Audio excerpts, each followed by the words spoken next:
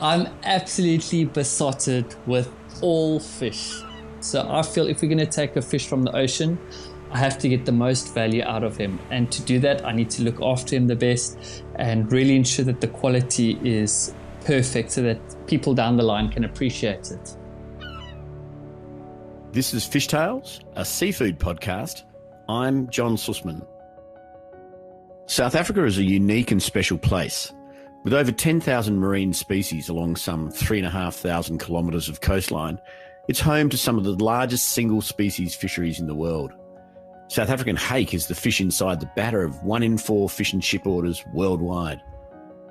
Fishing is a strange business in the modern world. It remains as the last protein that still relies on the skills of the hunter, yet the industrialisation of the fishing process has been the cause for much destruction of marine resources. Greenfish is a business heading in the opposite direction. It's a South African supplier of sustainable, fresh fish sourced exclusively from low-impact fisheries. Born of founder Ryan Nienaber's love for fishing in the ocean, Greenfish champions responsible fishing practices while celebrating how truly special seafood is to eat. Ryan Nienaber is truly a star of the sea. On my 5th birthday, my dad bought me a little yellow fishing rod, and most kids want to party with the sweets and balloons, and all I wanted to do was go down to the river. So we went down to the river on my 5th birthday with this yellow fishing rod that he had bought me, and I caught my first fish that day on age 5. Since then, every puddle, stream, dam, rock pool, ocean, no matter where it is, has been my addiction for the rest of my life. And from that's when it was born. And I fished through high school to make pocket money, and the business really developed from there. After school, when I formalized it into what you could call a real business, starting out of mom's driveway with one delivery vehicle, and then did a major upgrade and put a chest freezer in mom's garage, and just grew it very organically from there on up. So I'm based in Cape Town in South Africa.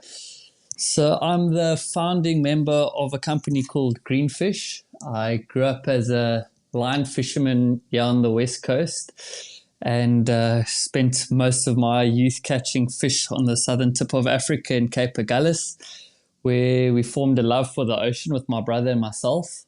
We grew up as handline fishermen, and we developed this passion into a business that services the high-end restaurants for the last almost 20 years. And now going into this lockdown COVID period, we've gone from a B2B business to a B2C, and we are servicing the home consumers with fresh fish that is caught daily from our artisanal handline fishermen. They are very very fortunate consumers. They are getting fantastic produce from sea to plate in under 24 hours delivered to their door. The home port of Greenfish is Cape Town, at the edge of the southwest corner of the African continent, and the safe haven from some of the roughest waters on the planet.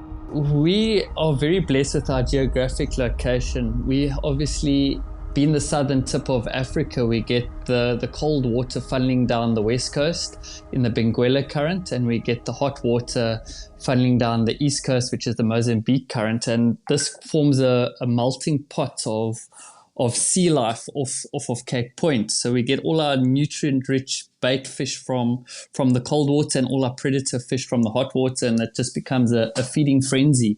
And we predominantly target the pelagic species here of yellowfin tuna, albacore, which we call longfin, yellowtail, and snook. In our sector, being line fishing and pole fishing sectors, those are the fish that we concentrate our efforts on, purely because their numbers are really healthy, and it's a more viable option for us to pursue on our small scale size fishing. There are a number of other sectors which are targeting things like hake and kingclip, but those are with nets and other methods. Around the world, there is a growing movement of artisan fishers for whom quality over quantity is the mandate, and where the passion of the hunt and respect for the catch is the primary driving principle. Ryan is one such fisherman. Any normal businessman would say, Ryan, what are you doing? Your economies of scale are way out. You're crazy to do what you do. And they would be 100% right. Our method and our style of fishing is very low impact. It's somewhat prehistoric in a way. If you look at the gear, we're literally using a little hand line and a fishing hook, and that's manned by one person. So it's one hook, one line, one fish at a time is the way that we're catching it. And as I say, we heavily undergunned in terms of we're very limited with the size of our boats. So we got a lot of weather constraints. Our technology is pretty backwards. And as I said, if you wanted to the joke in this business is, how do you make a small fortune? You start with a big one. And, any business savvy man would say, Ryan, no, get a big net and just whip out the whole school. And then your petrol and expenses versus your reward is going to be greater. But this is something that absolutely runs in my veins and what I love. And I'm not going to change what I do for anything. Fishing is a tough and grueling job. The hook and line fisherman's job made even harder by the limited catch, long hours, and in the case of Ryan, some of the most dangerous waters to be found. A simple day at the office means literally putting his life at risk. So as most fishing journeys begin, it's an early morning, normally up 2-3 in the morning, and once we've decided what we're going to target and which area we're going to launch, we will obviously do all the preparation the day before because different species require different tactics and different tackle. So we'll do our prep the day before, icing and baiting up the boat and getting it ready to go to sea. And once we've selected our area and we've checked the weather, we will pretty much launch and head out. And so we're focusing a lot at the moment for yellowtail off Cape Point. So we're going out of Cape Point from sunrise pretty much to sunset. When the day is done, we offload directly into our own refrigerated trucks. We transport it back to our family run and owned facility here in Cape Town. And once our orders have been accumulated through our online system, those orders get prepped the following morning and get dispatched directly to our customers. So yeah, that's a very short overview besides all the daily winds and grinds of any business with staff and adhering to HACCP principles and fixing the puncture on the delivery vehicle. Those curveballs are all part of the daily grind. The International Pole and Line Foundation mission is to develop, support and promote socially and environmentally responsible pole and line and hand line fisheries around the world. Ryan and Greenfish have been at the vanguard of this movement, helping to build artisan coastal fisheries, including the people, communities, businesses and seas connected with them, often in remote locations. So Santalina Island is a small island, roughly 8 kilometers by 4 kilometers, that's situated in the middle of the deep Atlantic, in the south of the ocean. It's if you draw a line between Cape Town and America through the ocean, it's kind of in the middle. It's a tiny little speck of land that sits there, and it was where Napoleon was exiled to many years ago. As Greenfish, when we heard that there was this airport opening there, we flew over there. We did some workshops with the local fishermen, and we successfully exported the first fresh fish off the island with the help of the new airline. So yeah, it was a great milestone for us, and we were just looking to try and expand their market and their reach and develop a new community-based fishery. So they catch a bit of wahoo, a little bit of grouper. They've got a couple endemic lobsters that they have there. One of them, a slipper lobster, very similar to the Moreton Bay bug. And they've got a spiny long-legged lobster, but all endemic to the area. So predominantly they're focusing their attention on yellowfin and big-eye tuna. One of the interesting challenges that we faced, being a very remote island nation, is something simple. If we pack pack tuna here in Cape Town, I pick up the phone, I phone the box man and I say, hey, bud, I need 1,000 cartons on Friday. We're doing a pack, and Friday morning there the boxes are. In Santa Helena, we couldn't even get a box. We had to fly our first boxes over there in an airplane, and from using a traditional styrofoam insulated box, we had to look at something that we could flat pack and assemble on the island. So we had all these interesting challenges, and it made the project very exciting. With a culinary scene that has exploded over recent decades and a broad range of seafoods coming from across the African continent, it seems that Cape Town is definitely a place to watch. Indeed, until COVID, was regarded as the #1 tourist destination in the world. South Africa as a nation is very young. We don't carry the history of Europe and these very established, I want to say, old ways of cooking. We have a lot of very talented up-and-coming chefs that are doing revolutionary work with some of our local produce. And one of the things that is becoming really great is that they're hearing local and fresh produce over imported things at the moment. And I'm really grateful for this, because we're giving appreciation and respect to fish that's been caught locally and served locally.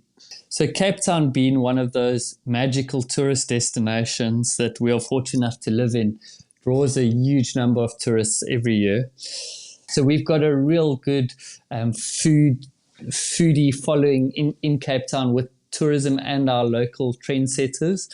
So our seafood is great. We're very blessed to have options from both the hot and the cold side. So we get a diverse list of fish, from langoustines out of Mozambique to beautiful fatty tunas off Cape Point, sea basses. We absolutely got a melting pot of variety here. So we are a very diverse culture for starters. So we've got a nation with very poor people, and we've got a nation with some very wealthy people. So the divide across our population is quite vast. On your low LSM consumer, those guys are eating fish simply to survive. So they're looking, what is the maximum protein I can get for the money that I have on hand? They're things like maasbanker, or we also call it horse mackerel, snook, which is very similar to the New Zealand barracuda. Those consumers are eating these cheaper fish where they're getting a couple kilos of protein for their few rands. On the other side of the scale, on the higher side, we've got beautiful East Coast soles, which is an absolute delicacy, much similar to what you and I ate in Brussels with the Dover sole. And we've got things like our yellowfin tuna, which I feel is a world-class fishery on our doorstep. We've got where the fishermen are applying the right techniques. We've got sashimi grade yellowtail. So we also have the kingklip, which you refer to as the ling, and that's just about on every single menu in South Africa as a go-to. So yeah, we're very blessed. I wouldn't say we have one species that takes the cake in that regard. South Africa as a country is still divided between rich and poor. The need to simply survive means that pretty much everything that is caught has a mouth to go to. The use of underutilised species is not a fashion, but a reality. For Ryan, the notion of eating local, underutilised species is sustainability in action. I think what's been overlooked for many years are some of our low-value species. And everybody was on this huge Norwegian salmon gravy train, if you want to call it, for many years. And, you know, if you look at the carbon footprint from that, from to be flown all the way to South Africa to be served in a restaurant here, and you're not eating local, there's been a couple of our smaller fish species which are previously been undervalued that are starting to be heroed by some of these chefs. There's a fish called the black bream, which traditionally only the artisanal handline guys went out and caught, and it was traditionally a very low value item, and now I see the price on that are going up, and it's driving the fishermen to go and target those fish, which is great. So they're using fish that are where the resource is healthier. So that's one of the examples on the fishing side. On the aquaculture side, there's a lot of abalone being grown here, a lot of oysters and mussels. And in response to that salmon shortage, if you want to call it, there are guys on the west coast which are growing freshwater trout in the ocean. They're calling it an ocean trout. So born in freshwater and raised in seawater in the cold Atlantic Ocean, and it's giving it a different flavor profile and really something to look forward to as an alternative to imported product. The tuna is a mighty fish. Built for speed, it is one of the few warm-blooded fish in the sea. It is the fisherman's fish to catch and the sashimi aficionado's fish to eat. For Ryan, the tuna is absolutely the king of the sea, a challenge to find, hard to catch, and worthy of maximum respect. I'm absolutely besotted with all fish, but if I had to choose one, it's the tuna. Just the whole anatomy, how the fins fit into the side of the body, how the speed and the shape and how the eyes are shaped. It's just totally intriguing. And from a fishing aspect, it's this cat and mouse game of somewhat trying to trick him into taking a baited hook, which, it's the hunter and the prey back and forward cat and mouse game that goes on, and really learning to understand the conditions and the environment to be able to catch these fish. But for me, as someone that's harvested from the ocean my entire life, I find great satisfaction in when we take a fish out the ocean to give it the absolute respect it deserves by giving him the best life possible once we've taken him. And what I mean by that is ensuring that the quality is excellent. So I feel if we're going to take a fish from the ocean, I have to get the most value out of him. And to do that, I need to look after him the best and really ensure that the quality is perfect so that people down the line can appreciate it. I can appreciate all seafood. So whether you're going to serve me a jellyfish that's sashimi'd, or a common bream, or the best piece of toro in Skiji Fish Market, I appreciate all seafood for what it is. How I want it prepared? I want it prepared as basic as possible. If I only have a choice, I'll say for any piece of grilled fish, salt and pepper and a dollop of butter, and I'm happy because I want to taste the fish. I don't want it drowned in sauce or anything that will distract from the hero of the dish, which is the fish. The seafood world is changing fast. With every consumer only 2 mouse clicks away from an opinion, the needs of the consumers, distributors and fishermen are often being determined by influences out of their hands, but the relationship between the source of supply and the end diner has never been of more importance. I believe South Africa, I think the world's markets are on a pivotal point of change, and I believe that our industry is going to change going forward. I like to think I'm one of the front runners in our evolution of what we're doing, and I think what we're doing as a family fisher business and forging those relationships between our consumers and the fishermen is going to take a stronger approach going forward, where traditionally people were buying at supermarkets and they had no connection to their produce. I feel I'm seeing this relationship forge, and I'm truly feeling like a fishmonger at the moment, where Mrs. Jones down the road is saying, "Hey Ryan, thank you, that was a beautiful fish. Tomorrow, do you mind just cutting it into smaller portions for me because the husband's not going to be home for dinner," or whatever the case may be. And I feel that we're going back to basics in that regard, to what was done many, many years ago, where we're going to reconnect people with their food, with the story. Fish people are by nature curious and nomadic. They will travel the world for a seafood experience, often going to extremes to find that perfect catch or perfect meal. Ryan has spent many years on the Seven Seas seeking out the ultimate seafood memory.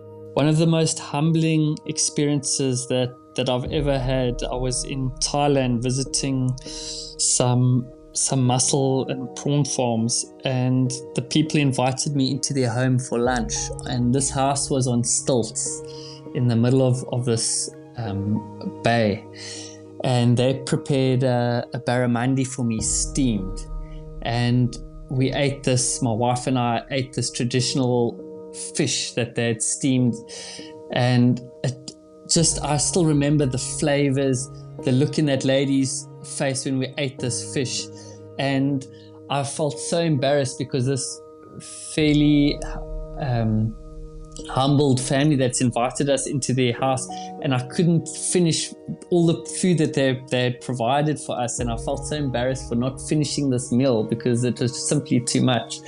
And it just reminisces through my veins when I'm thinking of this, sitting in that hut on the ocean and eating this steamed fish. And yeah, it's this build-up of all these little memories that we get through our lifetime that I suppose makes us who we are. This is Fishtales, a seafood podcast. A Deep in the Weeds production. I'm John Susman. Follow us on Instagram at Fishtales Seafood Podcast, or email us at fishtalespodcast@deepintheweeds.com.au. Stay tuned for more tales from beneath the surface of the seafood world every Friday on your podcast app.